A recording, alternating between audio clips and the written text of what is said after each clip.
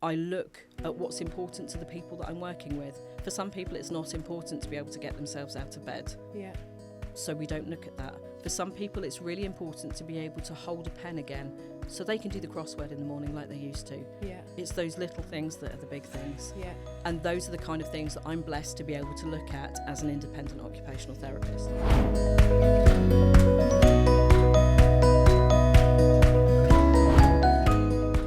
Welcome to the Family Carers podcast, where we help mums, dads, aunts, uncles, daughters, sons, friends, anyone caring for a family member or loved one feel supported in their role and connected to their community. This week we're joined by Dawn Rushbrook. She's an occupational therapist and business owner at Independently You. Independently You was created in November 2022 when Dawn decided that it was time to take a step into independent practice as an occupational therapist. She'd been working for almost 5 years as a senior practitioner occupational therapist as part of a community-based team for the local authority in adult social care. In this episode, we'll learn about the key areas of the home that you should focus on when assessing and improving safety for your loved ones, practical tips or modifications that can be made to reduce the risk of falls and accidents in the home, how you can create a more comfortable and accessible living environment that supports the independence and well-being of the person that you care for. So if you're a family carer and feel that your home may need some adaptations to keep your loved ones safe, but you aren't sure where to start, this episode's for you. I'm Melanie Cohen. Stay with us. Hi Dawn. Hi Melanie. How are you today? I'm very good, thank you. You? Good, I'm very well, thank you. It's lovely to have you here. Thank you for asking me. So for anybody who doesn't know you, Yeah.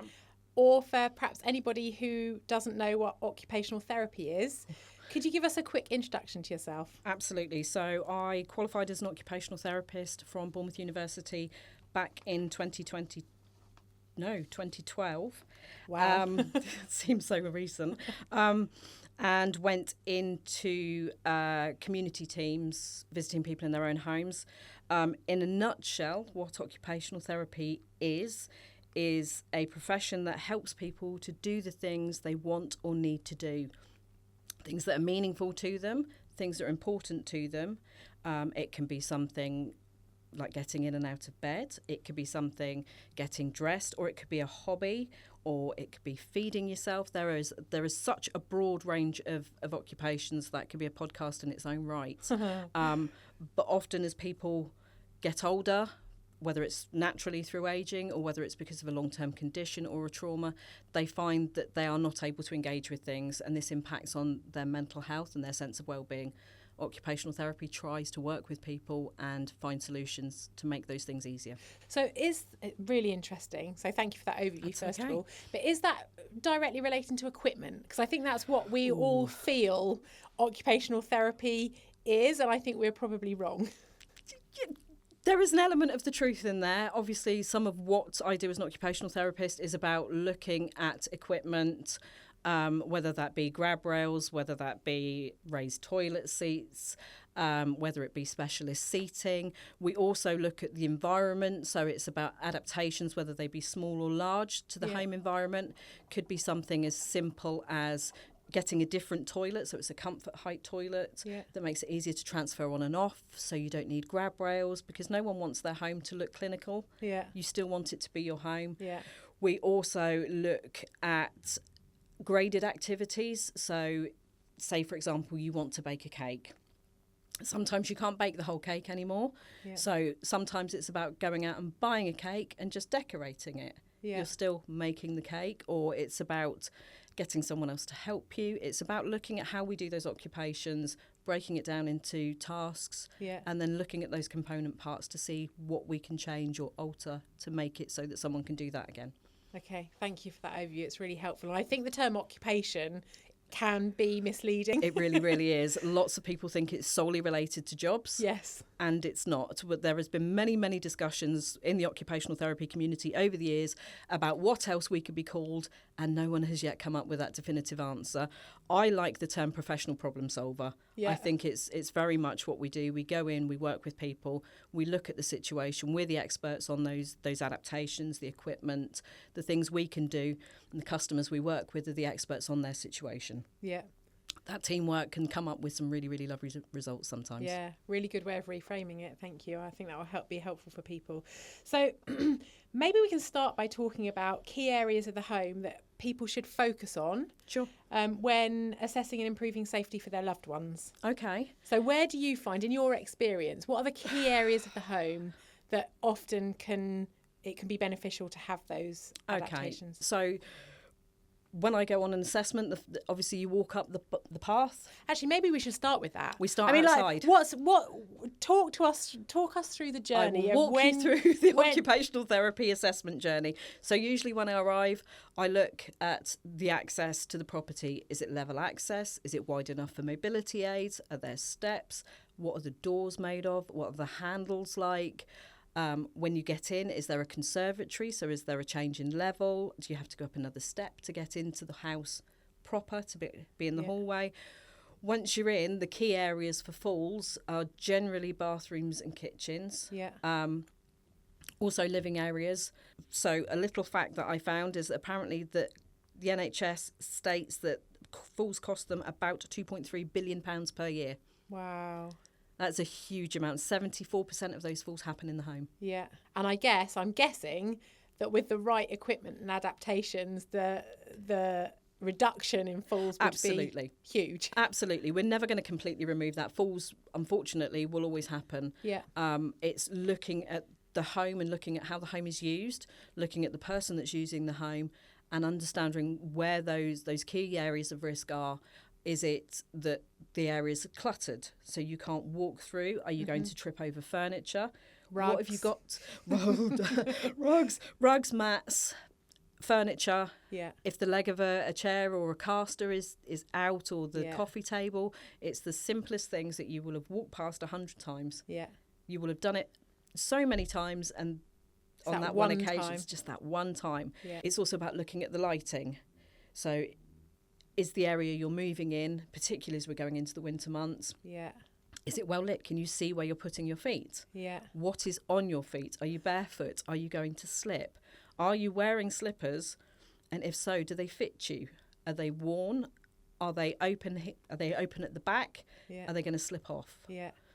Another part of that, I was talking to someone last week at a community event, and we were talking about pants. A knicker elastic is a good thing. And if you've lost weight, as often happens with long-term conditions, your clothes might not fit as well. And it could be them slipping down that leads you to lurch forward, and then you're out of your centre of balance. Yeah. And it turns into a fall. It's multifactorial, obviously, and I can't cover it all in such a... And in fact, I thought you were just going to answer that with a simple, you can add grab rails or replace a bath with a shower, but clearly... It is a huge... But it's the small things. It is that are always obviously the small things. A really big difference. Absolutely. Another thing is seating. So if you're in a chair that's too low for you, to get out of that chair, what you often see is people rocking backwards and forwards to build up momentum, and then with one almighty shove, they will haul themselves forwards. Yeah. And what happens is they literally throw themselves out of the chair, take a massive compensatory step forwards, and you are halfway to a fall. Yeah. So it's about making sure that the seating is suitable. Is it the right height? Yeah. Is it supportive enough? If it's a sofa, you've only got one arm, so you're going to swing up on it and you're going to come up out of that centre of balance. So it's all about understanding where those risks are. So you said that when you go to a client's house to carry out an assessment, that's where you start. Mm-hmm. How do people access an occupational therapist? That's a really good question. So that you've got your statutory service, you've got your social services. If you have involvement with the NHS after a fall, OTs may come out and assess your home. So be referred by the GP or by the hospital. And there's also a little army of guys like me that are independent occupational therapists. Yeah. We can be found by going on the Royal College of Occupational Therapy website, RCOT for short, and they have a section that says find a therapist. Okay. I am seeing quite an increase in people going into independent practice because of the frustrations and the demands of working in public sector. I'm one of them. So talk to our listeners about the benefit of, because presumably then if you opt to go with an independent occupational therapist, there's clearly going to be a cost associated with that, whereas if you go with the NHS, then it's free. Yes. Talk to us about some of the differences. What's the benefits of going? What might be the appeal for people of searching out you or somebody like you and going independent? I am blessed in that I do not have a huge waiting list. Because I choose not to. Yeah. I take on the work as and when I have capacity to do it. It's very, very important to me personally that I give the kind of service that I would be happy to receive. I was in the situation less than 3 years ago where my mother was at home being cared for by my father with my support. And I understand the frustrations of trying to access services. And I know the system. I've worked in the system. I was part of the system at the time.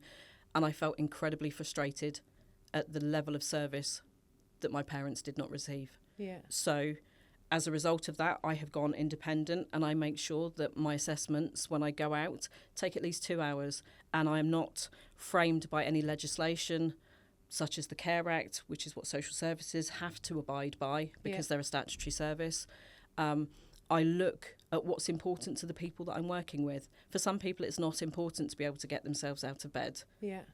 So we don't look at that. For some people, it's really important to be able to hold a pen again so they can do the crossword in the morning like they used to. Yeah. It's those little things that are the big things. Yeah. And those are the kind of things that I'm blessed to be able to look at as an independent occupational therapist. So to me, that sounds like quality of life rather than functionality. Absolutely. I mean, it can be both. Absolutely. But you are able to focus on the quality of life rather than the kind of basic needs. Yes. It's the flip side of statutory services in that I look at wants, not needs. Yeah. I also consider risk, obviously, and I consider future needs. But the process is very much driven by the customer in front of me. Yeah.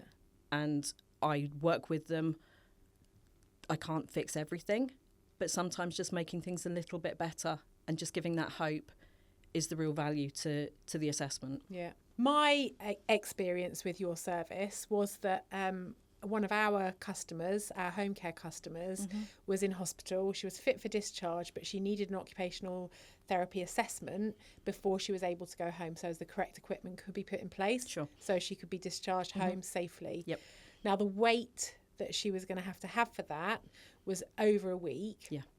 And she was so desperate to get home that she then contacted you. You came out the same day or the next day, you did an assessment, and then between us we managed to put everything in place in the home that was needed.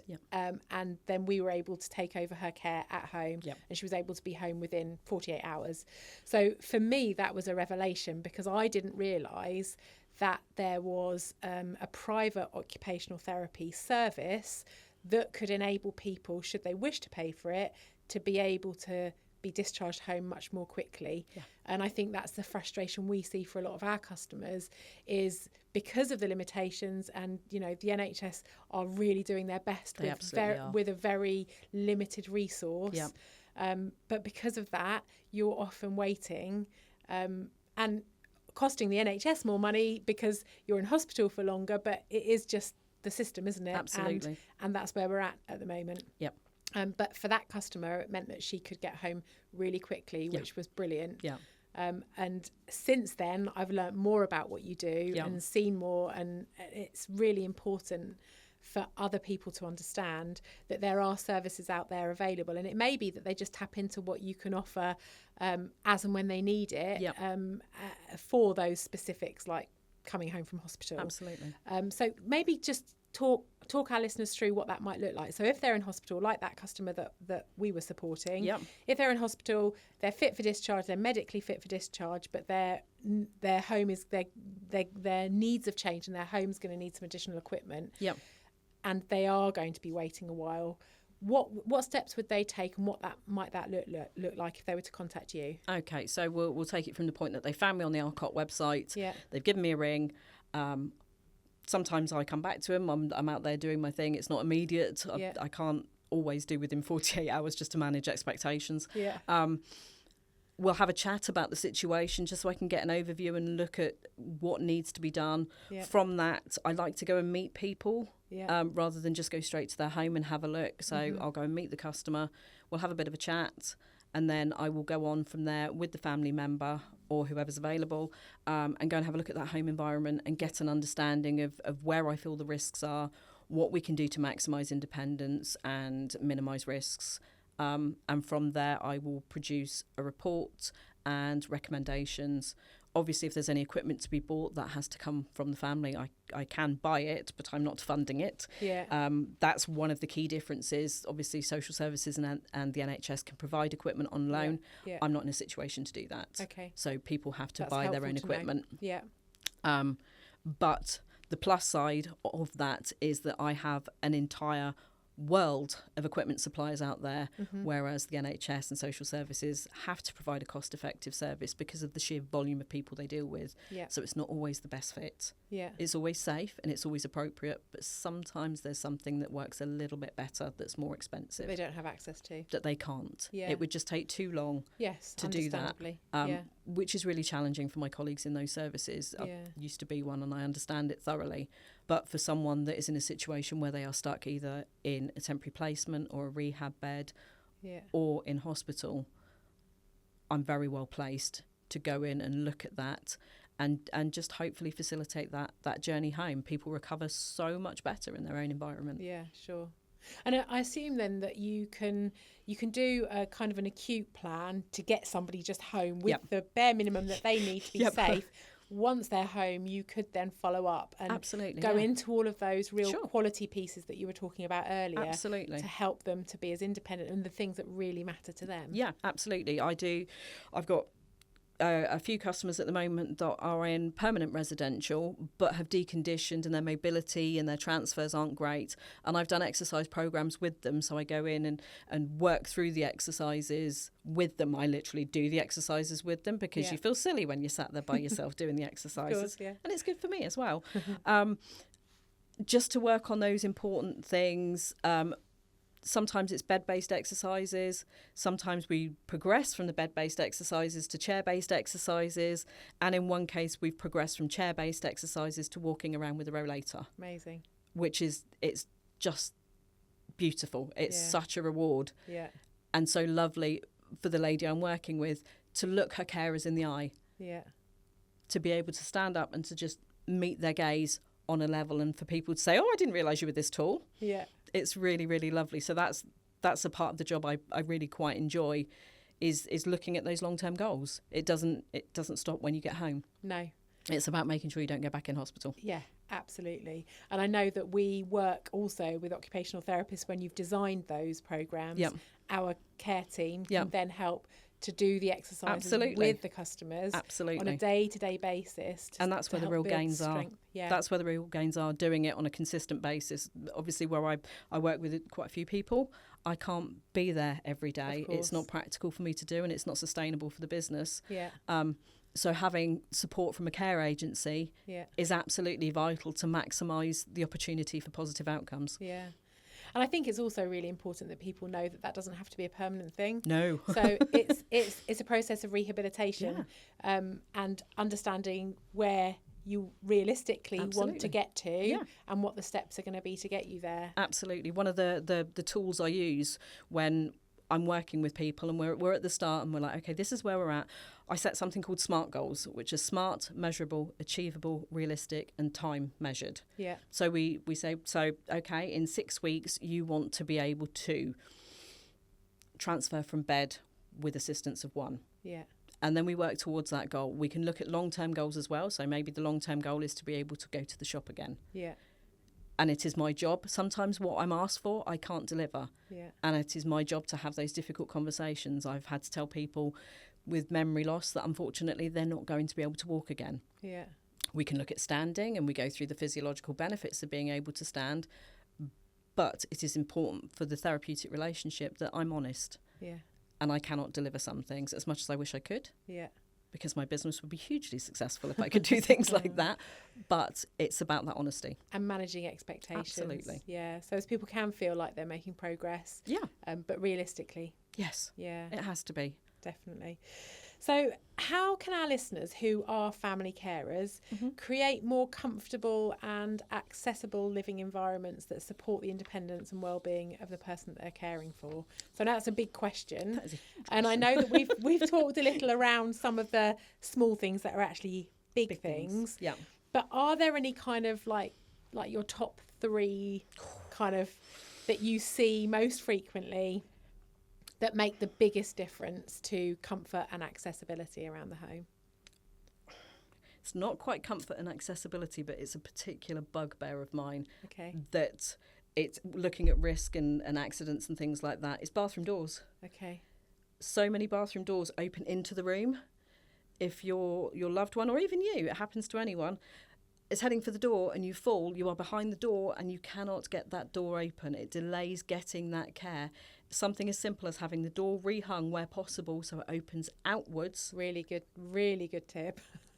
It saves so much heartbreak. I almost died on that mountain with my own parents, but I am pleased to report that there is a swinging outwards door. As much as it was disliked at the time, the peace of mind it gives me without having a huge impact on day-to-day life, it's just so much safer for them. Yeah, really, really good tip. Another thing is, as you get older, your eyesight's not as good. So if you're in a room where you've got some really lovely, neutral, relaxing colours, it can be really, really hard to find the light switch. Mm-hmm. So maybe just painting a little frame round it doesn't have to cost a fortune. You can even get the little plastic frames that will go round just to help orientation. Yeah. Just little things like that help reduce those risks. Yeah. Obviously, I'm not a huge fan of rugs. I'm not a huge fan of mats. No. Slippery floors as well, not just in the bathroom, but the kitchen, so spilling drinks. So something as simple as, instead of having to fill the kettle and walking with a heavy kettle that's potentially spilling water across the kitchen, look at buying a 1-cup hot water dispenser that you can fill the reservoir. I think you can go up to about 2 or 3 litres on them. Yeah. And then the person that you're taking care of can still go and make that drink, hopefully. Yeah. But it just reduces those risks. And it's not a clinical piece of equipment. No. People with no disability, people that, normal people, are using them. Yeah. It's a regular piece of kit that is so helpful. Yeah. That would definitely be number 2. And with regards to it being comfortable, I think it's really important to maintain a sense of home. It's really very, very simple to make someone's home really clinical. Yeah. And just highlight, hey, you're an old person. Hey, you're not as functional as you used to be. And I've not met anyone yet that has introduced themselves as an old person. No. Because in our minds, we're not. No. It's just our bodies that are getting older, and we have to support them to keep going as safely as possible, whilst respecting that inside that 84, 85-year-old person's head is still someone that's most people that I've spoken to are somewhere in their 30s. Yeah. So sadly, we're almost out of time. It's such an important topic, and I'd really like to thank you, Dawn, for coming and chatting to us today. My pleasure. And giving us a real insight into what occupational therapy is and how people might be able to access the services that they need when they need them. I'm sure your tips will have helped a lot of our listeners. I hope so. And we haven't talked about, but I do think it's really relevant to mention that you were also a family carer. Yes. So around the time when you were launching or thinking or creating Independently you also became a family carer for your father, who was caring for your mother. Correct. Who had been diagnosed with Parkinson's and Lewy body dementia. That's right. So you have first-hand experience of navigating the care system and the support services and how overwhelming that can feel. Absolutely. Even when we work within that sector. So hugely. Acknowledging that there are a lot of our listeners who don't have any previous experience of the care sector and then need to access services. Yeah. How difficult that can be for them. It's hugely challenging. It's at a time in your life where you are going through so much emotionally. You are incredibly scared. I have a little card that I keep near my desk because obviously I've been practicing for a good few years now, and it's I can't remember where it came from, but essentially the quote is, normal is an illusion. What is normal for the spider is chaos for the fly. Yes. And it just helps me remember that those people that I'm meeting are going through what I went through or similar. And it's so frustrating, and you don't know what you don't know, but you just feel that you should be able to do more. There's so much care or guilt. It's a burden in its own way, and you will continue to beat yourself up forevermore in some ways for things you did or didn't do. But just be kind to yourself and try and give yourself that credit that you're doing all you can in the situation, and that there are people that can help. Yeah, really good tip. And I think reassuring for people to know that you have that first-hand experience. Absolutely. So when they're reaching out to you, they don't need to really explain what they're feeling or what they're going through, because you've been there yourself. Absolutely. I've been through something similar. Every situation is unique, but I can empathise very much with how frightening it is to find yourself in a situation where you're looking after the people that looked after you when you were little. Yeah, absolutely. Well, thank you again. Thank you for taking the time to come and speak to us. Thank you for sharing your insights. And we'll, as I've said before, we'll pop all the links in the show notes so people can access the resources that you've talked about and connect with you if that's what's going to be helpful for them. That would be lovely. So thank you again for joining us. And thank you for listening to the Family Carer podcast. And a huge thank you to Dawn for joining us. You can sign up to our newsletter if you want to learn more about what's going on locally. And we'll pop a link in the show notes so that you don't miss out. All right, folks, remember to subscribe and share this with anyone who you think needs to hear it. Thank you.